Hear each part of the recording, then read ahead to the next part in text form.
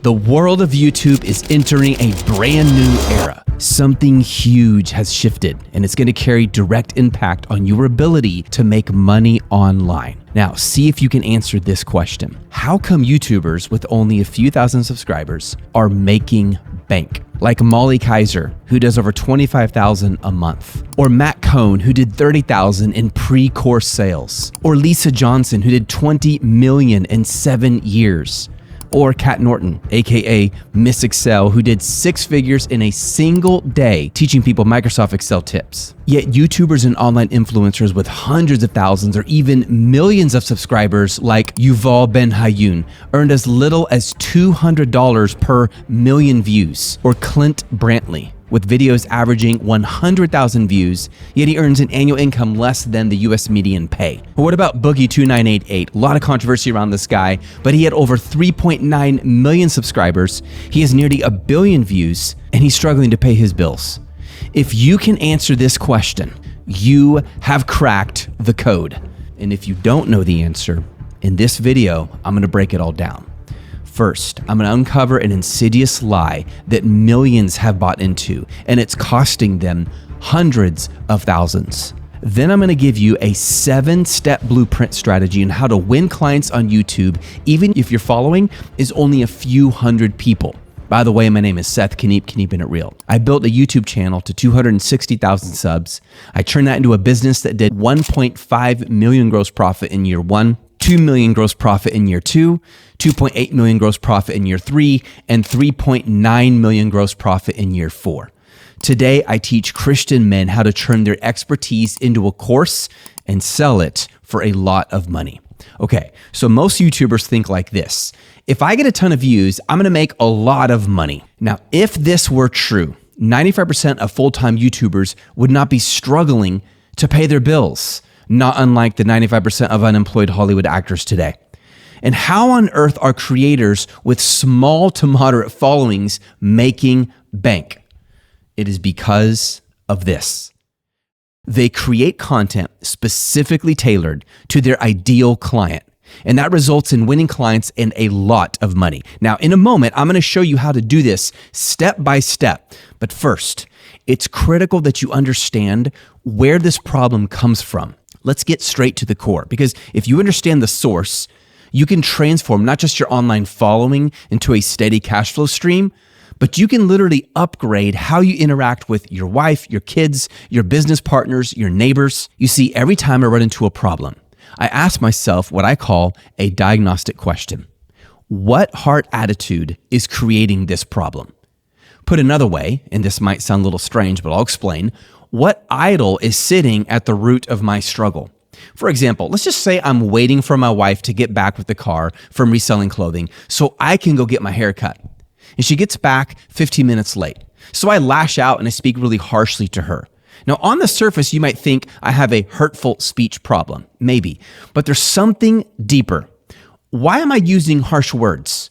Because my haircut is momentarily more important to me than my wife's well-being. What's the reason she was late? Maybe there's a reason. Getting my haircut sits on the throne of my heart in that moment. Let's use another example. Your kid is playing Legos. You come in and tell him he has to get ready for bed. He throws a fit. Now, on the surface, you might think, my kid has an anger problem. Maybe he does. But there is something deeper going on here. Your kid has an idolatry problem. The Legos sit on the throne of his heart. No wonder the Apostle John wrote in 1 John 5:21, little children, guard yourselves from idols. And Paul wrote in Colossians 3:5, that immorality, impurity, passion, evil desire, and greed, they all really amount to one thing, idolatry. When you get to the root problem, it makes it so much easier, not just to find a quick fix, but to eradicate the issue and replace it with something way better. So let's do that so you can find clients on YouTube. Let me ask you this question. What's behind the problem of not being able to win clients on YouTube? People pleasing. Many of us hold on to this deep-rooted idea that if we please our viewers, that will translate into more money. But here's the harsh reality. People pleasers don't make great money, and they make terrible business builders. Now, before you throw a tomato and say, Seth, that's not me, let me confess, I've struggled with this too. I've fallen into the trap before, and in today's world of online posturing, it's dangerously easy to do without even realizing that you're starting to do it. People pleasing unchecked leads to immense destruction, and not the least of them, your opportunity to make money. It literally side rails people's careers. And I had to learn this the hard way in my marriage, because for a season, I was a people-pleasing husband. I would do things to make sure my wife is appeased. You know the happy wife, happy life motto. But that motto's garbage, because a husband's primary responsibility is not to please his wife, but to love his wife. Look at it this way. Is everything that God does in our lives pleasing? No. Sometimes it hurts, but is it always loving? 1,000%. Okay, but Seth, aren't pleasing and loving the same thing? Well, let me illustrate. In my baby days as an entrepreneur, my car was one payment away from getting repossessed. And this new ride-sharing company by the snappy name Lyft had shown up in Austin, and they were paying really generous rates to new drivers. And then I got this idea. I can work for Lyft using our one car to pay off our one car. And I shared my idea with my wife, KK, and her immediate response was, no, that's too much time away from the family. Now, in the past, I would have appeased her. Just do what she wants, make her happy. But at this point in my marriage, I was done trying to please her. Because if you live your life trying to please your spouse, your marriage will never grow. It'll remain stunted. And the sad part is it begins to revolve around the person who you're constantly trying to please. And that is not a way to grow a healthy, happy marriage. But the same is true for your business.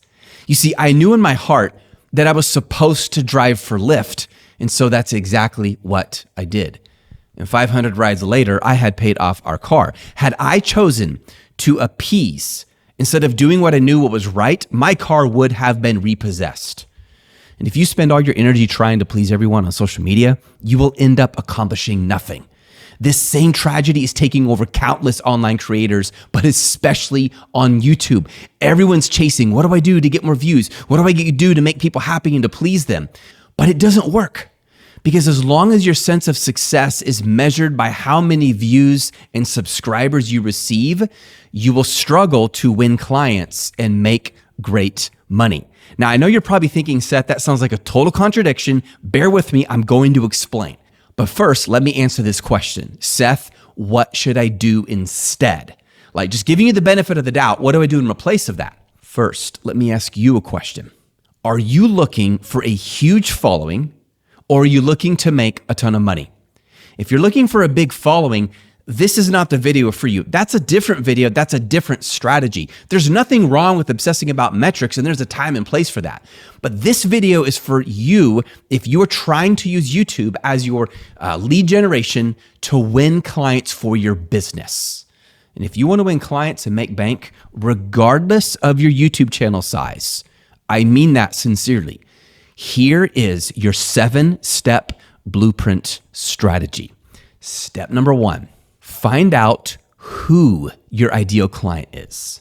Well, how do I find out who my ideal client is? Well, first of all, understand your ideal customer's end desire. For example, no one goes on to Amazon and buys a coffee mug just because they need another coffee mug at the office. Like Bobby, for example, he bought the mug with the joke printed on the side so his coworkers would laugh when they saw it. I mean, if you go home in Bobby's cupboard, he's got 15 plain mugs. He didn't need another mug because Bobby's end goal is to connect with his coworkers, and the comical mug serves that purpose.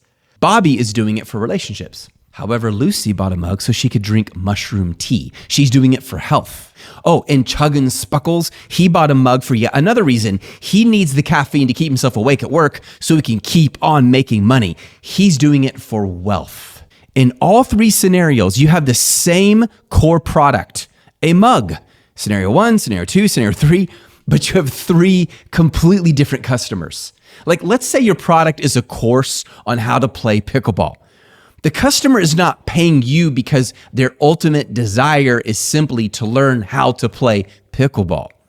Learning pickleball serves a greater end. And if someone else already has a course on that, you're really going to struggle to compete with them because they are the king of that category. You have to niche down. So for example, your customer could be an entire family who wants to learn how to play pickleball together, and they're paying you to invest in family memories. Let's change it up. Let's say that your product teaches married men how to lose belly fat and get shredded. A man would not endure the pains of getting shredded unless he had strong motivation, strong incentive. So you need to ask yourself, why would a married man want to get shredded? Well, the man could be doing it for his marriage. His wife likes her husband with a hard body. Or maybe he's doing it to increase his longevity. He wants to get fit so that he will live longer. And if he's going to do it, he might as well take the program that gets him shredded as well. Do you see how much this will impact the kind of content you create to attract your ideal client? Don't just think about the surface reason why people consume your product. Oh, to learn pickleball. Oh, to train the golden retriever. Oh, to buy a coffee mug to drink coffee. Ask yourself, what is their end desire? You have to keep asking what and why until you can't go any further. That's their end desire. Now, if you're marketing to men who want a better marriage, you're going to create content about how to have a great marriage. So your product might be getting shredded. Yes, that's like related to marriage somewhat, but that's about fitness. But the content you're creating is not just about how to get fit. A lot of it is about how to have a healthy marriage because you're reaching those kind of men who want to have a healthy marriage. And part of it is looking good and feeling good and being healthy. See how that works? By the way, if you want to learn how to monetize your knowledge, turn it into a course and sell it for a lot of money, click the link below, enter our free community where we're going to be launching a free mini course that teaches you exactly how to do that. So check out that link below. Now, once you have figured out various options of your customers in desire, how do you decide what topics to focus on? What I would do is I would start by simply doing a search. So let's do that right now. One of the reasons I recommend you use AI is it's a great research tool. Remember, you could go to Google, search, and then you have all these web pages to click. And you might, spend an hour clicking 50 different web pages. Or you can use something like ChatGPT, which I'm going to do right now. Video topic ideas to help men in their marriage. I'm doing this to find ideas for video content to cover for my niche audience, okay? This is gonna give me a lot of ideas. This is gonna search multiple web pages for me, put it in one place. Oh, this is good. Why your wife feels alone even when you're there. Because women like emotional intimacy and they hate it if a man's not opening up and sharing. The number one thing killing your marriage and how to stop it. You can lead without controlling. Here's how, because men tend to struggle with either being controlling or passive. This gives you a plethora of ideas and topics you could cover for creating YouTube content. But let's say you're marketing to men who want to live longer, okay? So now you're gonna craft content about health and longevity for men. So let's do this. Let's do video topic ideas to help men live longer. Here we go. How about topics on helping men live longer? And because ChatGPT knows context, I didn't have to say, find video topics. It already knows what I'm talking about. And boom. Okay, here we go. Real reason men die too young and how to fix it. That'd be a great YouTube title. 5 daily habits to add 10 years to your life. That would be great. I mean, these are really good titles. Why most men over 40 are aging too fast. That creates fear. Like, wait, oh no, I'm over 40. I should watch this video. What am I missing? See how that works? The best marketers are those who understand the end goal of their buyers. But I think this is one of the most important questions you could ask right now. How do I decide which end goal is the right one? Like, remember I mentioned if you're doing a course on how to lose body fat, specifically for men, some men might be doing it for longevity, other men might be doing it for their marriage. How do you decide which one is the right one? Let me start by saying there is no necessarily one right one. You have to pick the one that makes the most sense. And there's 3 steps to this. Number 1, pick the one you have the most experience in. That's easy. You know your life, you know what you've done and what you haven't. So pick the one that you have the most experience in. But second, also pick the one that you're best at. Now to do this, you need to validate. What have people told you in the past? How have people responded when you have shared on that topic? And then third, and this is so critical, do not miss this one, otherwise you will not make money. You need to hyper niche down until you have a new market that has strong demand. In other words, it needs to be such a specific category. Maybe it's men over 40 who want to grow in their marriage and they want to get fit. Okay, that's very specific. So specific that there's no other competitors in that area, even though the niche above it has strong demand. How do I do that? Well, I included the link to that video in the description because that is an entire other video that I highly recommend you watch. All right, let's get to step number 2 on these 7 strategies. Step number 2, find out where your clients are looking for help. Now, notice I did not say hanging out or where they're spending time, because just because your customers are on TikTok does not mean that's where you're gonna find paying clients. You need to find out where they go to find help. Because when someone is looking for help, that is when they're most likely to spend money on a solution. So sure, someone might be doom scrolling Instagram. That person could be a high potential client, but that is not the moment you want to grab their attention. And I'm assuming you're watching this because your clients are on YouTube, but you still need to make sure. So let me show you how to do that right now. Let's go to YouTube. On YouTube, you're going to search the topic that you are interested in to find out if your kind of client is on YouTube. So how to train your drag, no, just kidding. How to train your dog. Perfect. Okay, once you search, it's important that you find only the long form videos, ignore the shorts. Again, someone could consume a short because it's interesting and funny, but they would never buy your training on how to train dogs. So you only want people who are actually looking for the long form content. Those are the kind of people who are going to buy. Now, first, I recommend you filter this. I would do this month. That way you're only looking at the more recent ones. If something has 5 million views from 5 years ago, it's irrelevant. Okay, this one has 83,000 views 9 days ago. That's great. This one has 3 million views 3 weeks ago. That's incredible. 11,000 views 3 weeks ago. 7,500 views 7 days ago. 65,000 views 10 days ago. Okay, you definitely can see that your kind of client is on YouTube. Because if they weren't, they wouldn't be watching and consuming this long form YouTube content. Let's try something different. Let's say you're teaching people how to play pickleball. And you want to find out, are my type of clients on YouTube? Because that's where you want to create content to win those clients. Again, we're going to hit filter, last 30 days. And like I said, only look at the long form videos, recent. Whoa, 2 weeks ago, 72,000 views. 2 weeks ago, 29,000 views. Ignore these shorts. 12 days ago, 26,000 views. 13 days ago. Okay, pickleball is a huge topic right now. Clearly, if you are teaching people how to play pickleball, these kind of clients are on YouTube looking for help.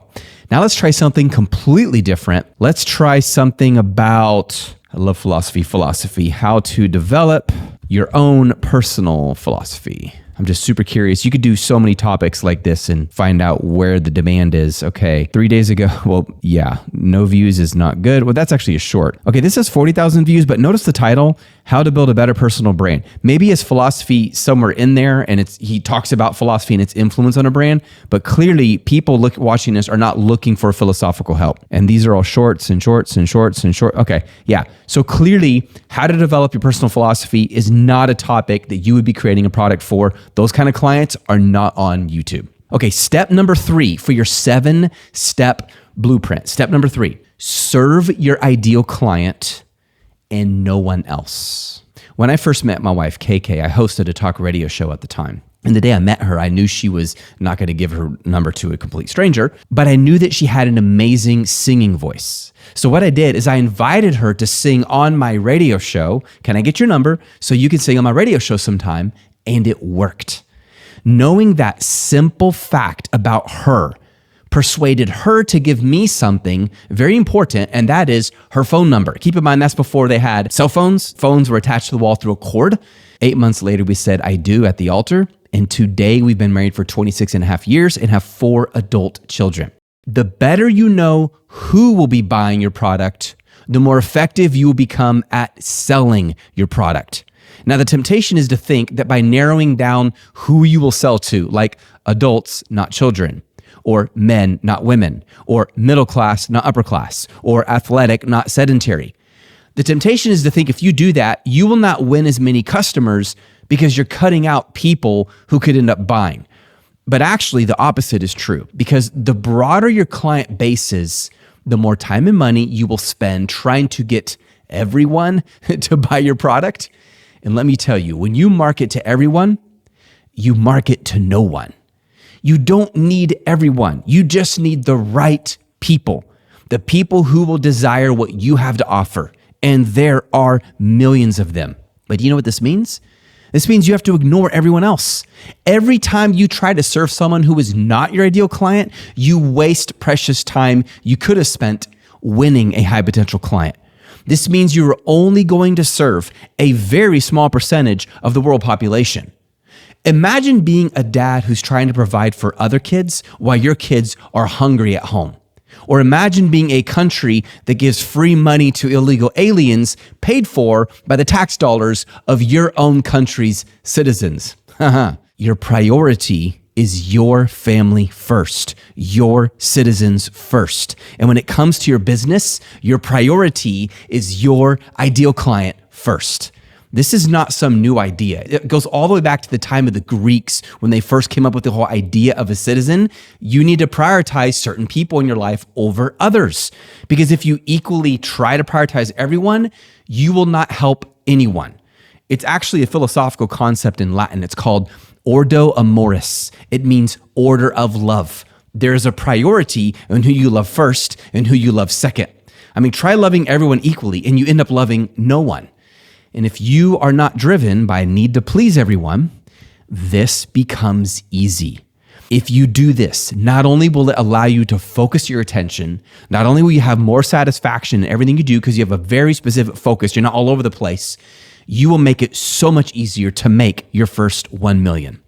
Let's just say you have an online education course and you're selling the course for $5,000. How many customers do you need to get to 1 million? Just 200.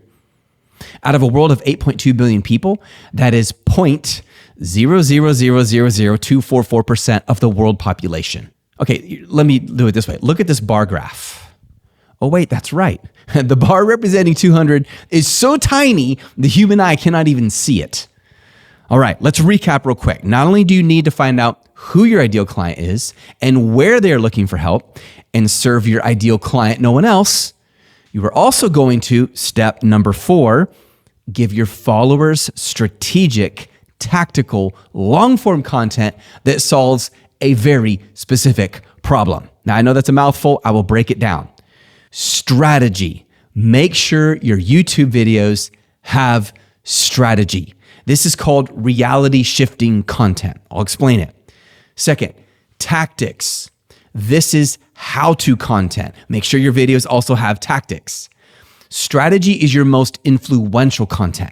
It's where you influence someone's perspective about an idea. It changes their thinking. Whereas tactics is specific step-by-step instructions. For example, why selling a course can make you wealthy in 1/10 the time selling physical products can.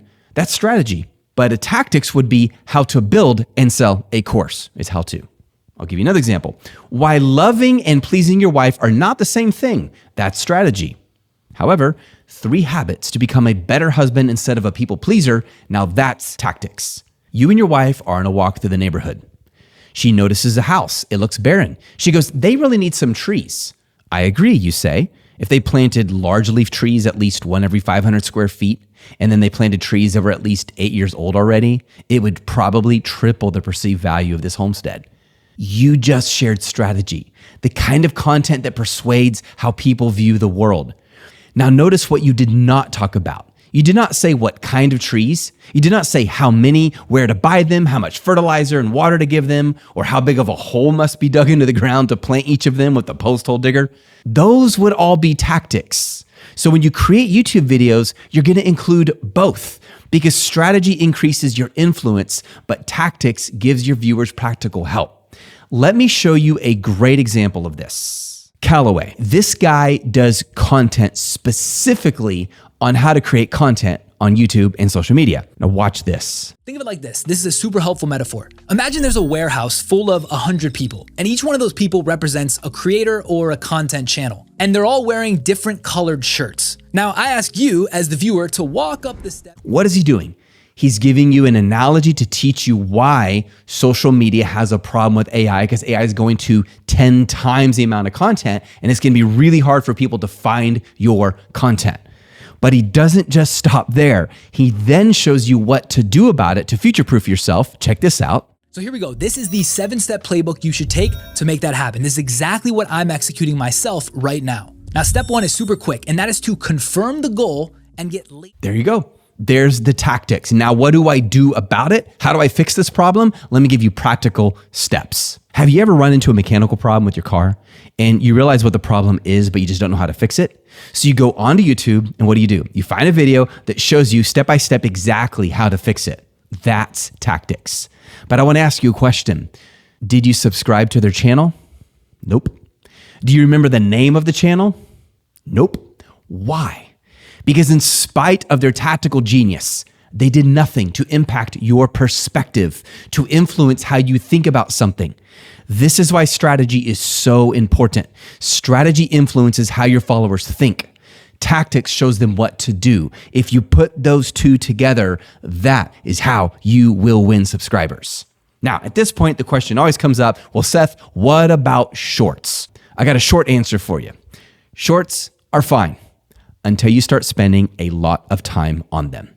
Look, it's a short. It's short. You do not want to spend a lot of time on it. Shorts do one thing really well. They keep you in your followers' feed, kind of like stories on Instagram. And yeah, it might win you a few subscribers, like this one that I did. It got 7,000 views and it won me 10 new subs.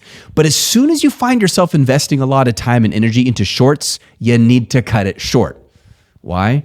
Because high views on a short is not going to win you clients. You know, most people going through YouTube shorts are looking for a quick payoff, entertainment, quick dopamine release, but not trying to fix a big problem.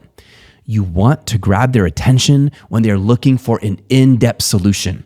And that is when people watch long-form YouTube content. At my last coaching company for a season, I started obsessing about viewer metrics. And I really wanted to get more views. And so we decided to make shorts because, that was the new thing. And at first, it felt great because a single short can get tens of thousands, sometimes hundreds of thousands of views in a very short amount of time. And can you guess what that did to our sales? They tanked. The money being poured into shorts actually hurt our sales. It wasn't that the shorts were taking away from the sales, it's that they were replacing time we should have been spending on creating long form content specifically designed to help our ideal client. And that's why, as soon as I went back to making long form how-to videos to help our ideal clients solve a very specific problem, our sales began to pick up again. One more thought on this point before I move on. When you create a YouTube video, do not solve generic problems. Here's really horrible examples. How to make money, how to get through college, how to train animals. Instead, make each video laser focused on solving one very specific problem. For example, how to make more money selling a course on YouTube, or how to survive your first semester at college, or how to train golden retriever puppies. Step number 5 of our 7-step blueprint. Invite your followers to a relationship-centered platform. No matter how many subs you get on YouTube, you do not own those followers. YouTube does. And until you find a way to get them onto a platform you can control, such as an email list, your ability to convert them into clients is extremely limited. So here's how you do it. First, offer something of value at no cost to them. If you teach how to train golden retrievers, then you might offer a cheat sheet, for example, how to help your dog realize not every squirrel noise is a national emergency. If you teach how to play pickleball, you might offer a pickleball acceleration guide, for example, 15 tips to accelerate your learning curve. Once you've done that, once you've created whatever digital product that is of high value to them, you're going to create a simple opt-in page. There's lots of templates out there where the customer, the follower, can enter their name and email and then download that cheat sheet. These are called lead magnets because they're a magnet. They draw leads. You're giving away something of high value for free. And all your follower has to do is give you their name and their email. Now, when they go through that process, make sure you have a simple agreement that they click agreeing to receive marketing emails from you. And if you're doing this through a standard like ConvertKit or ActiveCampaign tool, they already have that built for you, so you don't have to worry about it. But I just want to say that for legal reasons. And now you can build an even deeper relationship with them. You see, YouTube is one-to-many. You are one person communicating to an audience. But email is one-to-one. Each subscriber is one person reading an email from you. It's between you and them. Like if you're watching a YouTube video, sure, the person might be speaking personally, but you're not foolish enough to think that they're just talking to you. But when you get an email, it really feels like they're just talking to you because it's just into your inbox and that's where you read it. And that is the power of email. If you consistently deliver great content to them over email, my goodness, you are going to win clients. Now, you're probably asking, well, Seth, great, but how do I know what to email them? Well, let me give you some tips. Number 1, be personal. Let them get to know you. Make fun of yourself. Second, share strategic and tactical content, which I already showed you how to do that. Third, tell real life stories that illustrate what you are teaching them because it allows them to get to know you. It's entertaining, but you're also educating. So you're both educating them and you are entertaining them. And people love that. And here's what's so cool about this. When someone applies your free advice and it works for them in their life, their trust for you skyrockets. And you're already doing that through your YouTube videos and now through your emails. And that brings me to step number 6. When you launch your product, market it over email. Don't just send one email when it's live and that's the last they hear of it. Big mistake. You're going to send emails before you launch your product.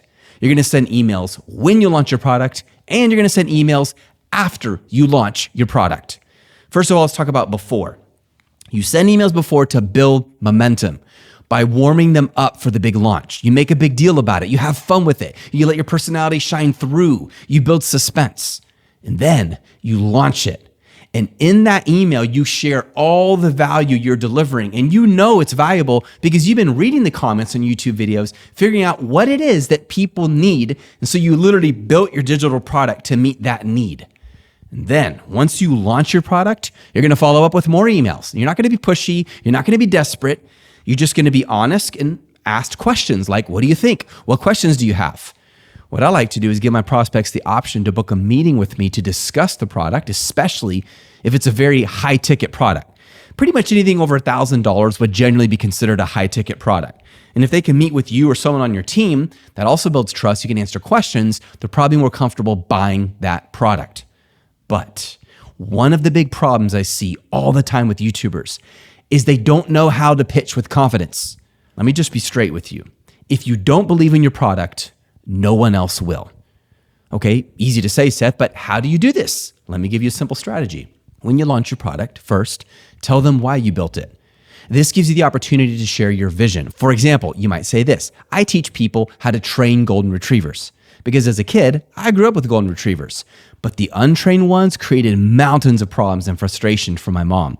So I want families to enjoy and experience what an amazing companion a golden retriever can be if it's trained well. Second, after you tell them the motive, because that's part of your vision, your company, your brand vision, tell them what you included in your product.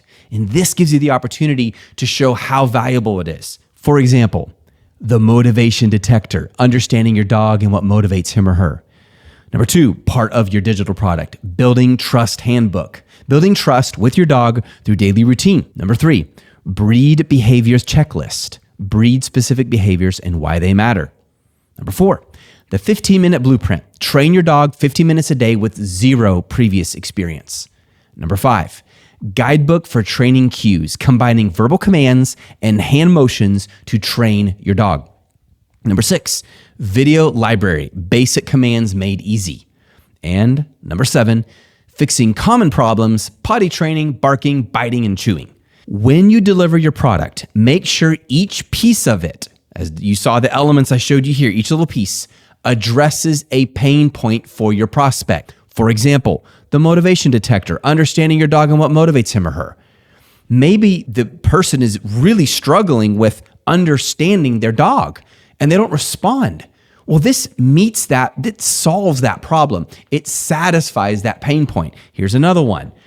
Guidebook for training cues, combining verbal commands and hand motions to train your dog. Maybe they struggle with the dog not listening to them, but when they would do hand motion, they do. Well, can I use the power of both? Make sure each part addresses one of their pain points. And that brings me to step number 7, over-deliver. Over-deliver. Here's the thing. You want your customers to be surprised and delighted with what a great deal they got after they buy, not disappointed. When your customer begins to consume your product, make sure your product is packed with opportunities for them to make early little wins. For example, if you're helping people train their dogs, the first time their dog sits on command, that would be an early win. You could include that early on in the course. Or the first time their dog lays down on command. Those are early wins. Let me give you a cheat code. Put some of your easy wins up front early on. This will motivate the heck out of your client, which helps them to keep going. And when they succeed, you succeed as well. Do you know what blows my mind through everything I've shared with you today? The concept of all 7 of these steps is in the gospel. Hear me out. When God created you, He knew who you were. He knew you intimately. When God decided to save mankind, He went to where we are, from heaven to earth. He pitched His tent among men. And when Jesus walked this earth, He served us. He didn't serve the animals, Mother Nature, not even angels. just us, humans. And he served us not only by how he lived, but by how he died. Check this out. When he rose from the dead, he solved a very specific problem. It wasn't generic. It was the problem of death, both eternal and relational and physical.